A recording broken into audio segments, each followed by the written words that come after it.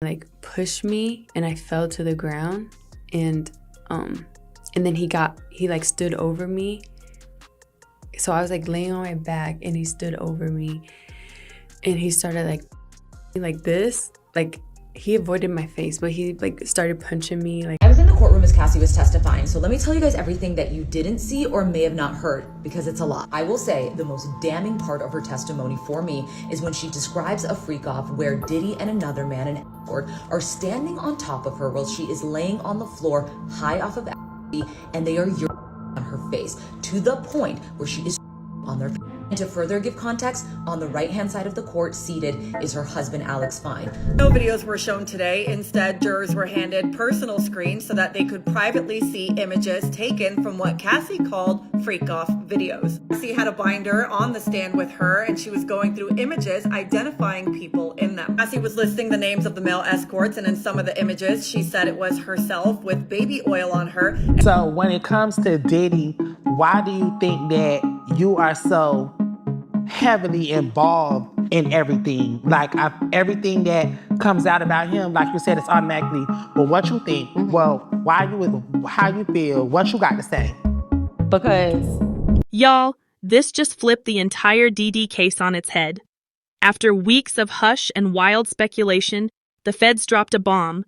Gina Huynh is the prosecution's star witness. And because her history with Diddy and the long-running beef with Young Miami is so messy, this is way more personal than typical courtroom theater. It's serving revenge and karma vibes, and could be the blow that finishes him. Young Miami's already scrambling, so yeah, grab your popcorn, there's a lot to unpack. And Carisha, don't act up. This move blew the roof off the DD story. Prosecutors finally showed their cards and put Gina Huynh front and center, and given her tangled past with Diddy, plus that public feud with Miss Young Miami, it feels like payback, not just legal strategy. It might even be the turning point everyone's been waiting for. Young Miami looks rattled. Expected fallout incoming. Get your popcorn ready. Carisha, seriously, behave. One twist changed everything. After weeks of secrecy and rumor, the feds revealed their key witness, Gina Huynh. Because her relationship with Diddy and her feud with Young Miami are so personal, this isn't just courtroom intrigue. It's emotional, vindictive, and potentially devastating for Diddy. People are already panicking, and there's so much to unpack. Popcorn time. Carisha, please don't test it. the defense acknowledged that the videos of alleged freak-offs will be shown, but that those videos, they said, didn't come from the government's investigation so much as it came directly from Cassie's phone. But they were essentially trying to raise doubt about why did she hold on to these videos, and again, making this argument that this case is about love and infidelity and money. But the prosecution is saying, no, you will hear from witnesses that will tell you that they were kicked, they were punched, they were coerced to taking to performing sex. So this is only the beginning. He was like always belittling me and always like, he was like mentally, emotionally, and physically abusing me. In the beginning, like the first 3.5 years, like the first 4 months, he was really nice. But then after that, he started being an ass. So like, he was like always belittling me and always like, he was like mentally, emotionally, and physically abusing me. He took one of my heels and tried to throw it at me, and then he like mushed my face and like really hard and made my nose bleed. And you mind telling me what happened with that pregnancy? I told him, and he was like, you're gonna get it right. And then I was like, I don't know.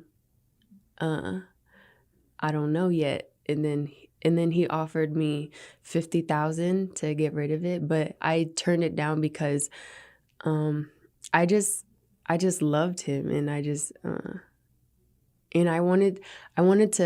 was like trying to prove that I wasn't the girl that wanted him for money. Okay. I just just care about him.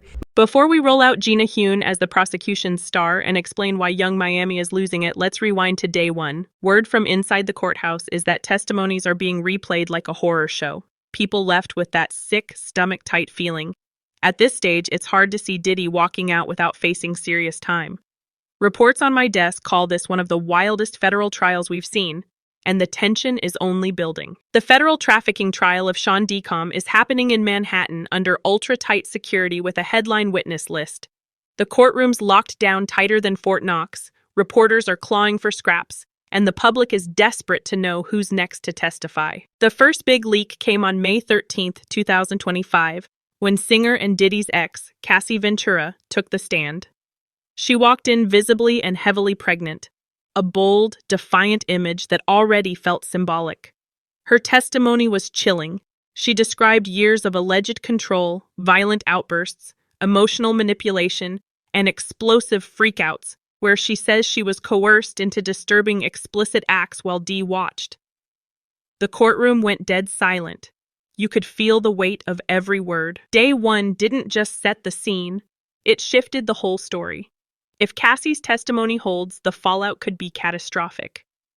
This trial is only getting darker and more intense. Ventura and Combs reportedly dated from 2007 to 2018, with her sharing after their romance that he was frequently towards the end of their relationship. Now to a CNN exclusive, the Department of Justice may be taking steps to indict music mogul Sean Diddy Combs. Two sources close to the investigation tell us that a federal grand jury may soon hear from Diddy's accusers. Since November, Combs has been named in 8 civil lawsuits. When I got with him, he was just a man. I can't speak on these allegations because I wasn't around at the time. I don't know that person, and that wasn't my experience. Are you still dating Puff Daddy? I'm not. I said I was going to tell my truth. But Cassie didn't stop there. She laid out a chilling portrait of a man who allegedly weaponized money, fame, and influence to break people down emotionally and physically. She testified about being beaten in hotels, having her phone smashed, her career controlled, and her body used as leverage in his game of power. It wasn't just headline-grabbing testimony, it was the kind of raw, devastating detail that makes a jury lean in and listen. The prosecution ran with it, painting a haunting picture of life under Diddy's control. Cassie broke down in tears on the stand as the court watched disturbing footage. Everyone already remembers the 2016 hotel video that CNN leaked, the one that shocked the world. But according to insiders, what was shown in court went even further, more violent, more disturbing, and impossible to ignore. At that moment, Diddy reportedly knew the game was over. His defense tried to spin it, calling his actions inhumane but not criminal. But nothing could erase what the jury and the world saw. A powerful man brutally assaulting the woman who once loved him. The image lingers, and it's damning. On the right-hand side of the court, seated, is her husband, Alex Fine. On the left-hand side, Diddy's 6 out of 7 kids. They're sitting in the courtroom, as Cassie is describing, having weekly freak-offs for years. That would last 2, 3, one lasted up to 4 days. She talked about damaging hotel rooms so bad in one instance that they had to pay such a hefty fee because the hotel told them that they needed to completely redecorate the room after a freak-off. Joining me now is broadcaster and journalist Didi Dunleavy. Didi, let's start with video footage of the birthday party of Sean Diddy Combs, one that he organised for Meek Mill back in 2014. This video has resurfaced with the property manager of the location, the Parisian Palace in Las Vegas, claiming that there were broken bottles of alcohol, used condoms, blood on the bedding, powder, razor blades by the hundreds, lubricant on the dresses and marble floors, panties, bras, and even 2 iPhones in the bushes behind the bowling alley. Goodness me, sounds like quite the party. Do you think we're going to see footage of these parties, particularly the freak-out parties where all the grotesque goings-on were happening? And given the fact that we are hearing he taped everything. He had video cameras with him at all times. Well, that's where I've got a question mark as to whether he filmed this or whether the property manager has bobbed up after. This is 10 years ago, this party.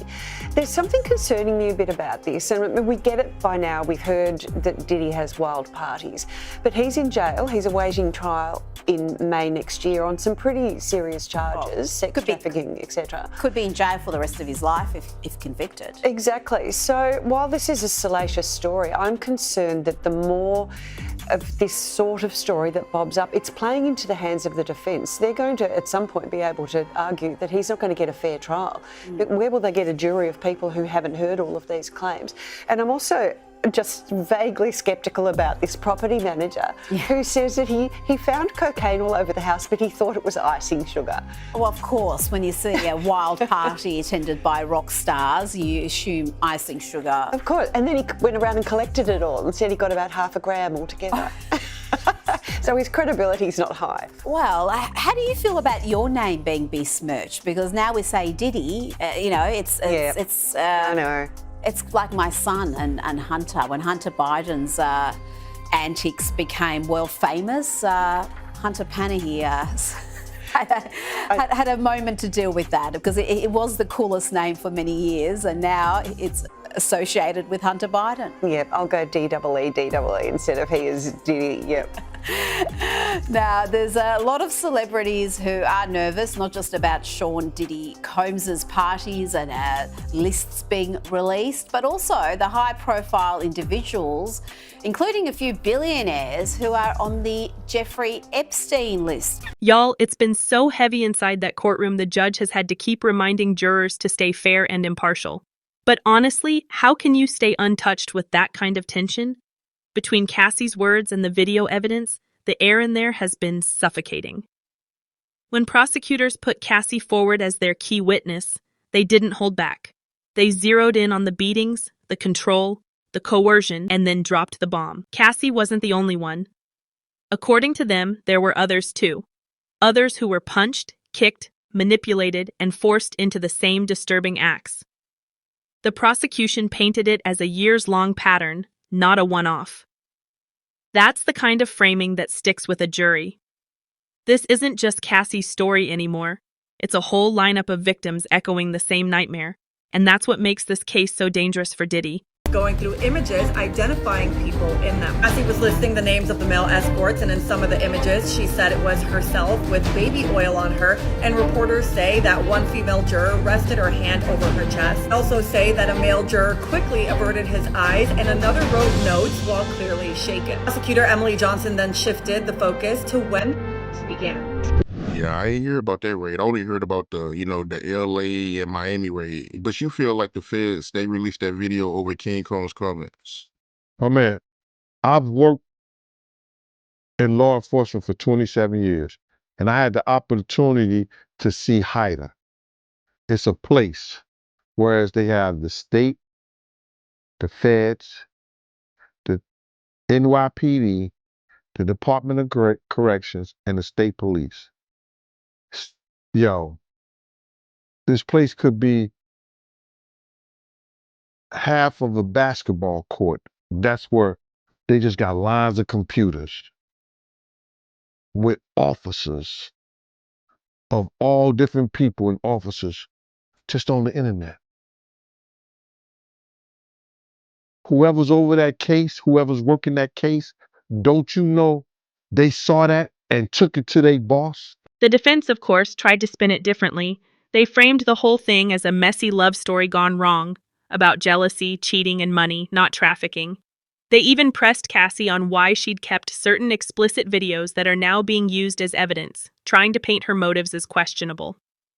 Cassie's husband, Alex Fine, showed up to stand by her side, but the judge had him escorted out once the 2018 allegations came up, since he could end up testifying himself. The tension spiked, but trust, this is only the opening act. Cassie is expected to be on the stand for up to 3 days, and every second has been explosive so far. If this is just the start, the rest of the trial is about to get even darker. For those who like to stupidly comment, well, why didn't she leave? She said she didn't have the resources and she didn't feel safe to do so. In her own words, I understood Sean's capabilities, his access to guns, and the threats that he made prior to that. In my family, let him navigate and figure that out on his own because I can't get caught up in that. What do you make of the reaction? Everyone's like, Carisha's so good at interviewing people. I love, bouncing off of people's energy, and I just love communicating. The trial is racing forward and the tension is boiling over. Diddy's legal team is scrambling to contain the fire, but every new testimony makes it harder to deny that the walls are closing in. And while prosecutors have been extra secretive about who's next on the witness list, the buzz inside and outside the courtroom is that more women are lined up to testify. Which brings us to the latest bombshell. Word on the streets is that Gina Huynh is about to step in as the prosecution's other star witness. If true, that's not just messy, that's catastrophic. Gina's history with Diddy is long, tangled, and full of receipts, and her ongoing beef with Young Miami only adds more gasoline to the flames. If she really takes the stand, she could flip the whole case upside down. And for Young Miami, it's giving panic mode. Imagine all that dirt being aired out in a federal courtroom. Now, let's get into who Gina really is and why her presence could shake everything. She wasn't just a fling. Diddy's had a roster deeper than an NBA team, but Gina, she stood out. Word is they met back in the 2010s during one of his wild party eras, and by 2015 she was official. While he was denying relationships in public and parading around other women, Gina was always in the background, patient, loyal, waiting in the wings. She and Diddy were on and off for years. Her name would vanish for a while, then suddenly she'd pop back up boarding private jets, rocking Chanel bags, or being soft-launched in the background like a ghost girlfriend. The streets say Gina stayed so long because Diddy made sure she lived well, flued out, pampered, and allegedly living the soft life on Bad Boy's budget. And here's why Young Miami feels defeated right now. Diddy's love life was never a triangle, it was a full-on web. Even before Gina posted that infamous cheek kiss photo in May 2022, the one that set Gina Huynh, Elle Media on fire, Miami was already deep in the picture. She had the interviews, the vacations, the red carpet appearances. But let's not act like it was all romance. They were loud about being open, with Diddy describing it as dating but single, whatever that's supposed to mean. But here's the kicker. When Diddy went official with Gina in 2015, that overlapped with Cassie. And Cassie herself testified that Diddy was two-timing her with the late Kim Porter. So basically, they all knew they were sharing the man. A community boyfriend with billionaire perks. When the money's flowing, it seems sharing zip codes, routines, and even men becomes part of the lifestyle.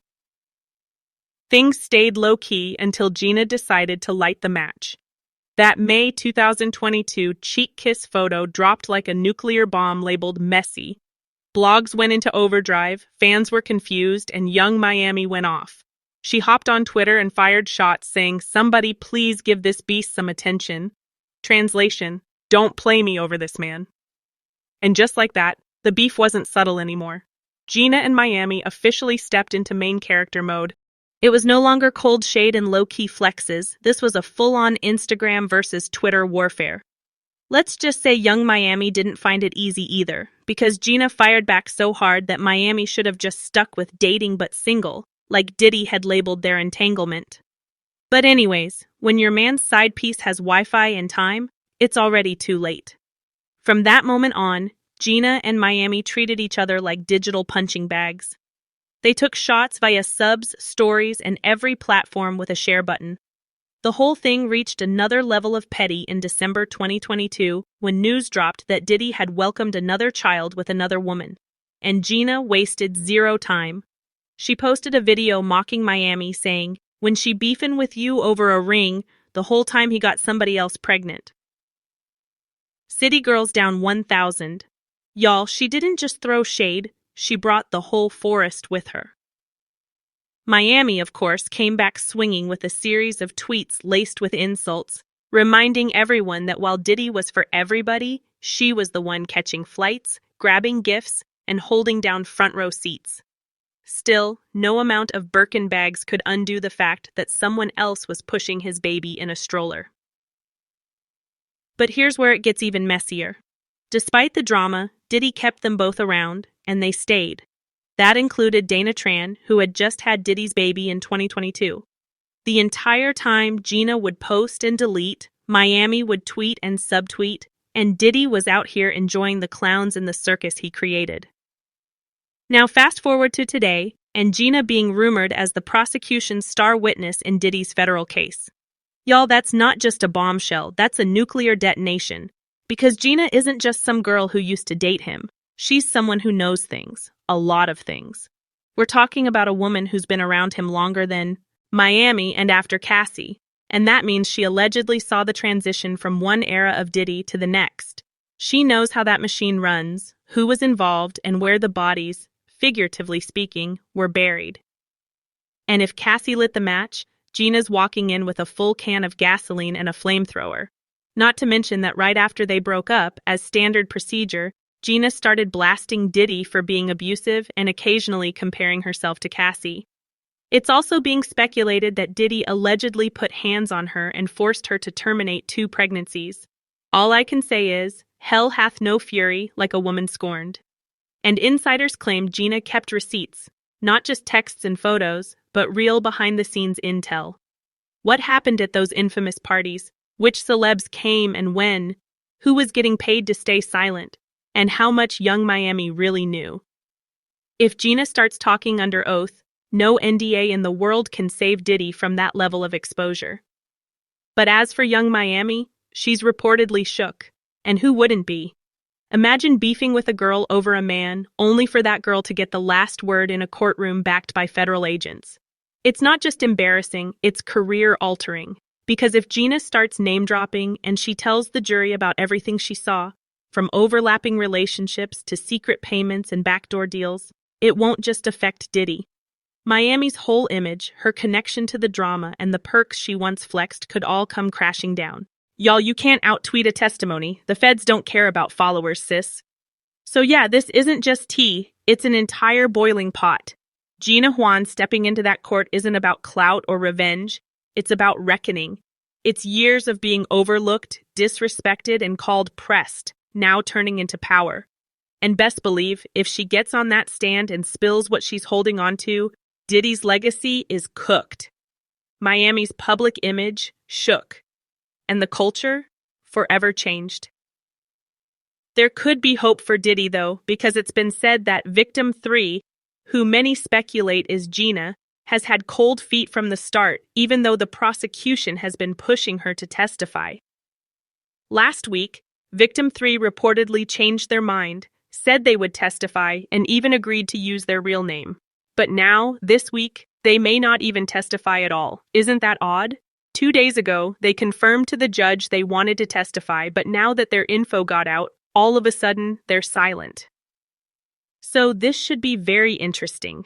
Whoever victim 3 is, their testimony, or lack thereof, has serious weight in the outcome of Diddy's case, especially since the prosecution already fronted them as a star witness.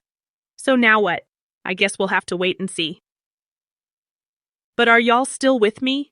Because this was a roller coaster, from overlapping situationships to public beefs to court testimonies that could blow this whole thing wide open. This story is wild. We are literally watching history unfold. And the craziest part, we're not even at the peak yet. But I gotta hear from y'all. Do you think Gina is about to be the secret weapon that takes Diddy down? Or is she just playing her cards for clout? And what about Miss Young Miami, the city girl? Is she gonna ride or die with Diddy till the wheels fall off? Or is she low-key plotting her exit while the block's hot? Let me know what y'all think in the comments. And thanks for sticking with me till the end because y'all some real ones. And trust me, you do not want to miss what's coming next. We're just scratching the surface. And when it comes to this Diddy case, there's more scoop, more drama, and more mess every single day. So stay locked in, hit that follow button, and grab your popcorn because we got court updates on the way and it's about to get messy. Catch you in the next one.